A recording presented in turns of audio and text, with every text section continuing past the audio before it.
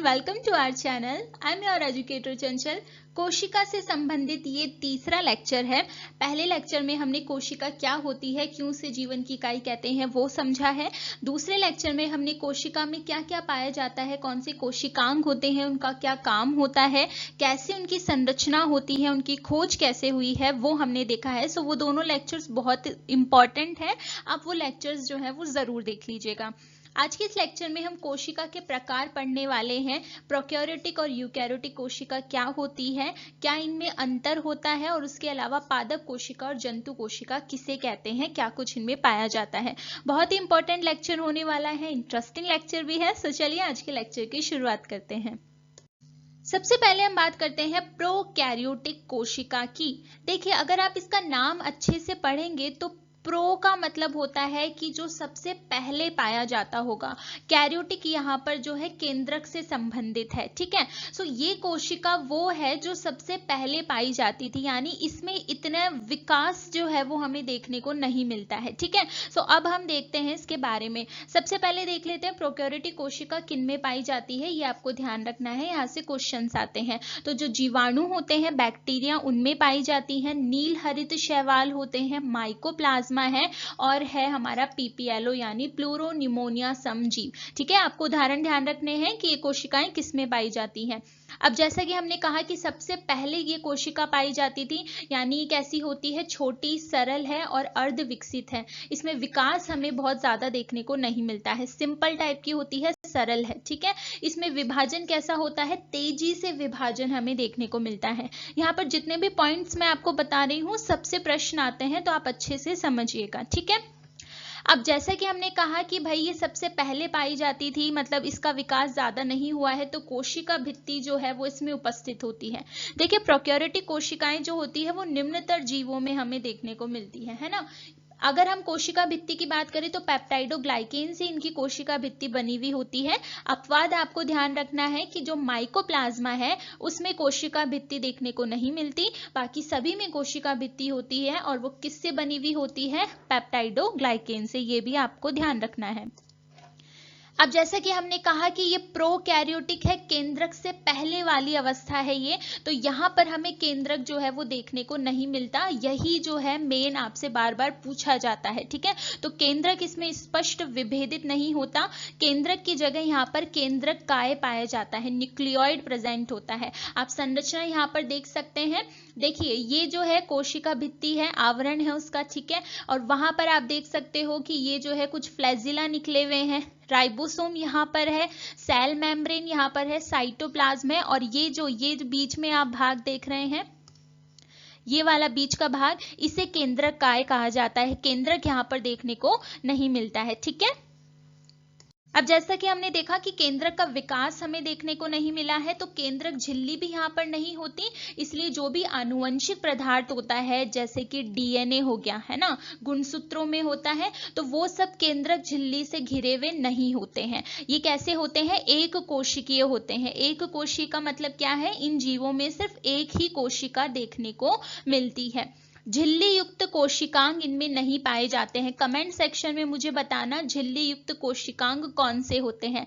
जो हमारा previous lecture है वहां पर मैंने बताया है। अगर मैं आपको थोड़ा बताऊं तो जैसे कि हमारा माइटोकॉन्ड्रिया होता है वो झिल्ली युक्त कोशिकांग है, इसी तरीके से और भी होते हैं, आप कमेंट में मुझे बताइएगा। तो वो झिल्ली युक्त कोशिकांग इसमें नहीं पाए जाते। अभी हमने संरचना देखी थी, वहां पर था क्या, माइटोकॉन्ड्रिया नहीं है, ठीक है। वहीं अगर हम बात करते हैं राइबोसोम, इनका कौन सा होता है, बहुत बार पूछा जाता है, 70S प्रकार का।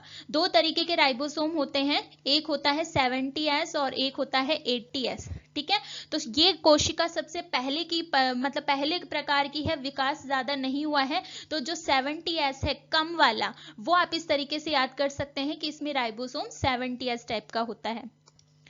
श्वसन की बात करें तो प्लाज्मा झिल्ली में इसमें श्वसन देखने को मिलता है। ऐसा क्यों है, क्योंकि यहाँ पर माइटोकॉन्ड्रिया देखने को नहीं मिल रहा है, तो श्वसन कहाँ पर होगा, प्लाज्मा झिल्ली में होता है।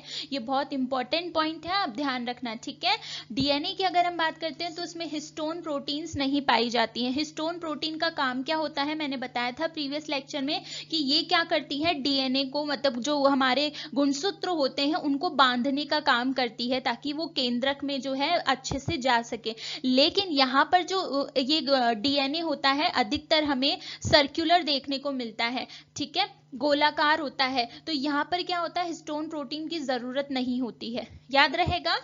और अगर हम बात करते हैं इनका डीएनए कैसा होता है, एकल सूत्र के रूप में होता है, यानी कि सिर्फ ये एक ही होता है ऐसे, ठीक है। ये डबल जो है वो इस तरीके से देखने को नहीं मिलेगा, तो एकल सूत्र के रूप में देखने को मिलता है। वहीं अगर हम बात करते हैं लिंग प्रजनन की, जो सेक्सुअल रिप्रोडक्शन होता है वो इनमें नहीं पाया जाता है, याद रहेगा। अब हम आगे बात करते हैं यूकैरियोटिक कोशिका की। अब देखिए यूकैरियोटिक कोशिका में क्या होता है, ये बाद की कोशिका है, तो यहाँ पर विकास जो है वो हो चुका है।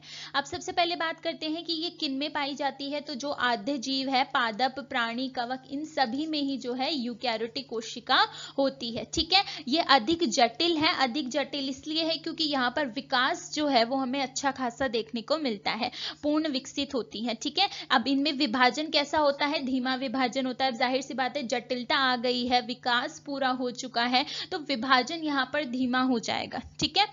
कोशिका भित्ति की बात करें तो सब में नहीं होती, कुछ में ही होती है, जैसे पादप में होती है, कवक में होती है।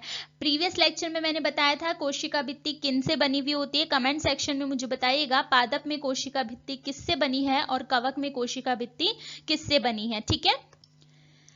केंद्रक की अगर हम बात करते हैं तो वो इनमें स्पष्ट और विभेदित पाया जाता है। आप देख सकते हो ये जो सेंटर में है ये वाला भाग, ये केंद्रक है, तो ये कैसा है, एकदम विभेदित है। इसके अंदर जो है हमें केंद्रिका भी देखने को मिल रही है, यहाँ पर गुणसूत्र भी होते हैं। और वहीं अगर हम बात करते हैं क्योंकि केंद्रक का विकास अच्छा खासा हो चुका है, वो विभेदित है, तो आनुवंशिक पदार्थ केंद्रक झिल्ली से घिरे हुए होते हैं। ये जो है केंद्रक झिल्ली से घिरे हुए हैं। कोशिकीय की बात करें तो एक कोशिकीय और बहुकोशिकीय दोनों तरह से हो सकते हैं, मतलब ये जीव एक कोशिका वाले भी हो सकते हैं और बहुत सारी कोशिका वाले भी हो सकते हैं। अब इनमें क्योंकि पूर्ण विकास हो चुका होता है तो झिल्ली युक्त कोशिकांग इनमें पाए जाते हैं, माइटोकॉन्ड्रिया होता है और हमारी अंतःप्रद्रवी जालिका होती है, ठीक है। तो ये आपको ध्यान रखना है। राइबोसोम की बात करें तो इनमें 80S टाइप का देखने को मिलता है। प्रोकैरियोटिक में 70S था, इनमें 80S होता है, ठीक है, याद रहेगा। प्रोकैरियोटिक पहले की है, प्रो मतलब पहले, तो ये 70S का है और ये यूकैरियोट में हमें 80 देखने को मिलता है। श्वसन यहाँ पर माइटोकॉन्ड्रिया में होता है, क्योंकि भाई माइटोकॉन्ड्रिया है तो श्वसन यहाँ पर देखने को मिलेगा। डीएनए जो होता है उनमें हिस्टोन प्रोटीन पाई जाएगी ताकि वो उसको बांध सके अच्छी तरह से और केंद्रक में वो रह सके। डीएनए कैसा होता है, दोहरे सूत्र के रूप में हमें देखने को मिलता है इस तरीके से। और लिंग प्रजनन जो है वो इनमें पाया जाता है क्योंकि ये उच्चतर जीव होते हैं, ध्यान रहेगा। अब हम बात करते हैं जंतु कोशिका और पादप कोशिका के बारे में। सबसे पहले देख लेते हैं जंतु कोशिका। तो जंतु कोशिका में कोशिका भित्ति जो है वो देखने को नहीं मिलती। इसमें ये जो बाहरी आवरण होता है ये किसका बना हुआ होता है, इसे कहते हैं हम प्लाज्मा झिल्ली। कोशिका भित्ति यहाँ पर देखने को नहीं मिलती है। वहीं अगर हम इसके आकार की बात करते हैं तो इसका आकार अनियमित या गोल हमें देखने को मिलता है। आप देख सकते हो यहाँ संरचना में केंद्रक जो होता है वो कोशिका के मध्य में होता है। ये ध्यान रहे, जंतु कोशिका में केंद्रक जो होगा वो कोशिका के मध्य में होता है, ठीक है। रसधानी की बात करते हैं तो बहुत छोटी होती है, देख सकते हो आप, छोटी छोटी रसधानियां इसमें होती हैं। गुणसूत्र छोटे होते हैं। कार्बोहाइड्रेट जो है वो ग्लाइकोजन के रूप में होता है। मोस्ट इंपॉर्टेंट है, ये ध्यान रहे, जंतु कोशिका में कार्बोहाइड्रेट ग्लाइकोजन के रूप में पाया जाता है। लाइसोसोम यहाँ पर पाए जाते हैं। कमेंट सेक्शन में मुझे बताना लाइसोसोम को और क्या कहा जाता है, ठीक है। अगर हम हरित लवक की बात करते हैं क्लोरोप्लास्ट की, तो वो इनमें नहीं होता है, तभी जो है प्रकाश संश्लेषण की क्रिया हमें देखने को नहीं मिलती। माइटोकॉन्ड्रिया ज्यादा होता है। माइटोकॉन्ड्रिया ज्यादा होता है क्योंकि हमें एनर्जी की जरूरत, ऊर्जा की जरूरत जो है वो ज्यादा होती है और ऊर्जा ग्रह माइटोकॉन्ड्रिया को ही कहा जाता है, इसलिए माइटोकॉन्ड्रिया यहाँ पर ज्यादा होते हैं। तारक काय जो है वो उपस्थित होते हैं। तारक काय का मैंने बताया था प्रीवियस लेक्चर में कि कोशिका के विभाजन में ये सहायक होते हैं और सिर्फ जंतु कोशिका में ही पाए जाते हैं, याद रहेगा। वहीं अगर हम गोल्जी उपकरण की बात करते हैं तो वो जटिल होता है, ठीक है। अब अगर पादप कोशिका की हम यहाँ पर बात करें तो इनमें भाई कोशिका भित्ति उपस्थित होती है। आप देख सकते हो यहाँ पर ये जो बाहरी आवरण है वो क्या है, कोशिका भित्ति है, और उसके अंदर की तरफ जो है हमें प्लाज्मा झिल्ली या सेल मेम्ब्रेन देखने को मिलती है। ठीक है, वहीं अगर हम इसके आकार की बात करें, इसका आकार कैसा होता है, वर्गाकार या आयताकार होता है। ये गोल नहीं होती है, ये अनियमित नहीं होती है। इसमें केंद्रक जो होता है वो कोशिका के एक तरफ देखने को मिलता है। यहाँ देख सकते हैं रसधानी इसमें बड़ी होती है, देख रहे हो आप, ये सबसे बड़ा भाग रसधानी में कैसी होती है, बड़ी बड़ी देखने को मिलती है। गुणसूत्र बड़े होते हैं, ये ध्यान रहे, कार्बोहाइड्रेट स्टार्च के रूप में होता है। किस रूप में होता है, स्टार्च के रूप में कार्बोहाइड्रेट होता है। प्रकाश संश्लेषण हमें देखने को मिलता है। लाइसोसोम यहाँ पर देखने को नहीं मिलते हैं। ध्यान रहे, जंतु कोशिका में लाइसोसोम पाए जाते हैं, लेकिन पादप कोशिका में लाइसोसोम नहीं होते हैं। पादप कोशिका में हरित लवक उपस्थित होते हैं, क्लोरोप्लास्ट पाए जाते हैं, जिसकी वजह से हमें प्रकाश संश्लेषण की क्रिया देखने को मिलती है और वो क्या करते हैं, भोजन बनाते हैं। माइटोकॉन्ड्रिया यहाँ पर कम पाए जाते हैं क्योंकि ऊर्जा की जरूरत इतनी नहीं होती है। तारक काय इनमें नहीं होते हैं। तारक काय का तो हमेशा ध्यान रखना सिर्फ जंतु कोशिका में ही पाए जाते हैं। यहाँ पर डिक्टियोसोम पाए जाते हैं, ये ध्यान रहे, जो गोल्जी उपकरण है जंतु कोशिका में पाए जाते हैं, लेकिन यहाँ पर डिक्टियोसोम पाए जाते हैं, ध्यान रहेगा। आज के लेक्चर में इतना ही। कोशिका जो है आज हमारी पूरी होती है। हमने कोशिका के बारे में सब कुछ पढ़ लिया है।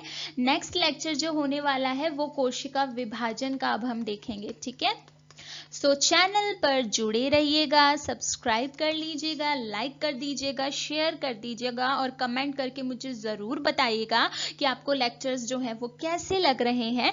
और जीएस के लिए जो है डेली लेक्चर्स चैनल पर अपलोड होंगे, तो ज़रूर से आप बेल बटन तो बिल्कुल दबा ही लीजिएगा ताकि नोटिफिकेशंस जो हैं वो आपको टाइम टू टाइम मिलते रहें। Stay tuned for upcoming interesting lectures. Thank you.